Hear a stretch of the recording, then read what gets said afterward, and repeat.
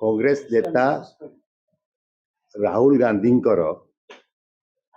जो वाक्य सब से कहती डरो मत से अनुप्राणित ही कांग्रेस दलर भितर जो कार्यक्रम चली जहाद्वारा दल सारा भारत वर्ष रे धीरे धीरे दुर्बल हो जाउची एवं ओडिशा रे मध्य 6 गोटी निर्वाचन रे पराजय वरण करची तारी उपरे मु मैडम सोनिया जी को एक पत्र लिखी जहाँ कड़ुआ सस थिला ता जनईथिली एवं सबु सीडब्ल्यूसी मेंबर को मध्य देइथिली। परवर्ती अवस्था रे ता प्रेस रे भगट हला। मु धन्यवाद जनईबी समस्त इलेक्ट्रोनिक्स मीडिया प्रेस मीडिया केवल ओडिशा नुह जातीय गणमाध्यम को मध्य ए पत्र को गुरुतर सह नहीं समस्त या ऊपर आलोचना कले दीर्घ सप्ताह धरी। तेणु मोर जो कांग्रेस दलर विचारधारा कांग्रेस दल को सुधारिया उद्यम थिला ता सर्वोच्च नेतृत्व पाखे पहुंची आलोचना परिसर गुप्त होईची।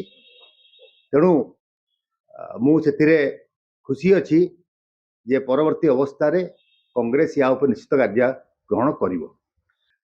अर्थ बुझी पारिछंती एवं मु मध्य कहि सारिछि जे या ऊपर निश्चित रूपे परवर्ती अवस्था रे देखिबे आपण नेशनल लीडरशिप रे आलोचना हबो एवं गोटे हैंडल जो दबार थिला कांग्रेस रो कार्यकारिणी कमिटी को से हैंडल टा मु धरई देइछि जे कोट ना कोठी ऊपर के मो खोली पार नथिले निश्चित आलोचना हबो।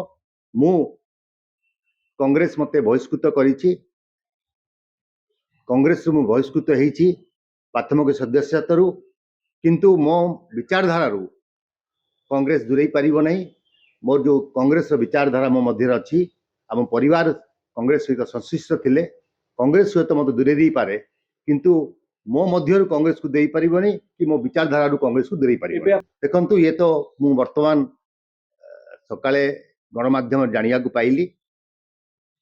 मु भाभी नथिली जे कांग्रेस घर भीतर सुधार आनिवो किंतु एपरि एक कार्यानुष्ठान ग्रहण करछंती।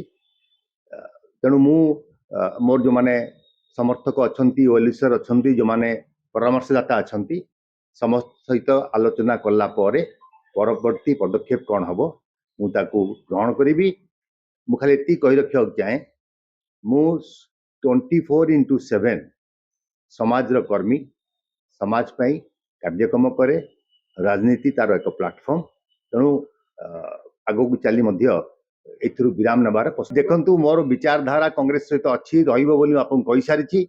मु या पर आउ अधिका किछि कहया उचित वर्तमान मु से विषय कोनसी चिंता करी नाही। दल जेहेतु मते एक्सपेल कर देछि मोर सदस्यता विड्रॉ कर देछंती प्राथमिक सदस्य मते बहिष्कृत करिसंती तो मु वर्तमान कांग्रेस दलर सदस्य नु विचारधारा मो भितरे कांग्रेस दलर अछि कांग्रेस पई अछि किंतु मु कांग्रेस दल सदस्य नु मु से ऊपर किछि कहया उचित।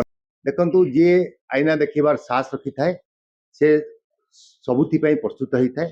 तेणु दल को जदि आईना देखई मोर विचारधारा को आईना देखई जदि मो ऊपर कोनसी कार्यानुष्ठान ग्रहण कराइछि मु ताकू खुशी रे ग्रहण करूछि एथि पई जे दल निश्चित रूपे या ऊपर आलोचना करिवो आगो को दल आउ ता ऊपर तर्जमा करिवा आलोचना करिवा ठीक हबो नहीं। तेणु आमे राहुल गांधी को अनुसरण करूथुलु एवं तांकर जो गोटे वाक्य थिला सब बळे से कहंती जे कांग्रेस दलर जो माने कर्मी अछंती से माने होछन शेर बाबर से कहा को डरंती नहीं डर मत। तेणु मु मध्य ता अनुभव करी कांग्रेस दल भितर जा भूल होउची ताकू न डरी की मु लेखिकी देइथिली किंतु परवर्ती अवस्था रे ताहा से माने निज ऊपर इम्प्लीमेंट करले नहीं पर को कहया पे सुविधा हुए। तेणु एथु अनुमान हला जे नेतृत्व राहुल गांधी आमर सर्वोच्च नेता यदि से भी भूल करिवे ताले आमर कहबार अधिकार अछि। तांकरी वाक्य जा थिला आमे मु रिग्रेट करी नहीं या कहबार आवश्यकता थिला एवं परवर्ती अवस्था रे कांग्रेस पई या भल हबो। सर आपण जानिथिले जे एटा हबो सर कांग्रेस सर आर प्रभावटा जिल्लारे फॉलोअर माने वर्तमान कोन तांको पई संदेश देखंतु मु का संगे आलोचना करिनी ए विषय रे मु आलोचना करिवि एवं तापरे परवर्ती निष्पत्ति मु कहिछि आपन जे मु राजनीति करिवि एवं करिवि 24/7 मु राजनीति करे एवं समाज रो कार्यक्रम मु निजको नियोजित करिछि एवं मु आलोचना कला पर परवर्ती କୌଣସି ରାଜନୈତିକ ଦଳ ଯୋଡି ହେବେ କି ନୂଆ ଦଳ ଗଠନ ଚର୍ଚ୍ଚା ହେଉଛି? ଦେଖନ୍ତୁ ମୁଁ ଜାଣିନଥିଲି ଏପରି ଏକ କାର୍ଯ୍ୟାନୁଷ୍ଠାନ ହବ ବୋଲି, ତେଣୁ ମତେ ଟିକେ ସମୟ ଦିଅନ୍ତୁ ଚିନ୍ତା କରିବା ପାଇଁ, ଆଲୋଚନା କରିବା ପାଇଁ, ତାପରେ ପରବର୍ତ୍ତୀ ଆର impact କିଛି ପଡିବ କି ଆପଣଙ୍କ ଉପରେ ଆଶଙ୍କା? ସୋଫିଆ କଂଗ୍ରେସ ଦଳର ବିଧାୟିକା ଅଛି ଏବଂ ତାର ୟା ସହିତ କିଛି ସମ୍ପୃକ୍ତି ନାହିଁ। ସେ ତାର କାର୍ଯ୍ୟକ୍ରମ ନିଜେ କରିବ। ଆପଣ ପୂର୍ବ ସେ କଂଗ୍ରେସ ଦଳର ବିଧାୟିକା ଅଛି, ଯଦି ବିଧାୟିକା ଅଛି ତା ନିଜର ଚିନ୍ତା କରିବାର ଶକ୍ତି ଅଛି। ତେଣୁ ୟା ଭିତରେ ଦୟାକରି ଯେହେତୁ ମୁଁ ପ୍ରଥମରୁ କହିଥିଲି ଯେ ୟା ଭିତରେ କାହାକୁ ମୁଁ ସଂଶ୍ଳିଷ୍ଟ କରିନାହିଁ, ମୁଁ ବ୍ୟକ୍ତିଗତ ଭାବରେ ଲେଖିଥିଲି ଚିଠି ଏବଂ ଯାହା ବି ହେବ ବ୍ୟକ୍ତିଗତ ଭାବରେ ମୋ ଉପରେ ହେବ। ତେଣୁ ମୁଁ ସେଥିପାଇଁ କାହାକୁ ଏଥିରେ ସଂଶ୍ଳିଷ୍ଟ କରିବାକୁ ଚାହୁଁନାହିଁ। ମୋର ଯେଉଁମାନେ ୱେଲ୍ ୱିଶର ଅଛନ୍ତି, ମୁଁ ସମସ୍ତ କଥା ବି କହୁନି, ଯେଉଁମାନେ ମୋର ୱେଲ୍ ୱିଶର ଅଛନ୍ତି, ଯେଉଁମାନେ ମୋତେ ପରାମର୍ଶ ଦିଅନ୍ତି, ଆଜିକା ଘଟଣା ପରେ କ'ଣ ପରାମର୍ଶ ତାଙ୍କଠୁ ମୁଁ ଗ୍ରହଣ କରିବି, କ'ଣ କାର୍ଯ୍ୟକ୍ରମ ହେବ। ଆନନ୍ଦିତ ଅଛି ଯେ କଟକ ସହରବାସୀ ମୋତେ ଗ୍ରହଣ କରିଛନ୍ତି ବ୍ୟକ୍ତିଗତ ଭାବରେ ଏବଂ ଆମେ ଲୋକଙ୍କ ପାଇଁ କାର୍ଯ୍ୟକ୍ରମ କରୁଛୁ।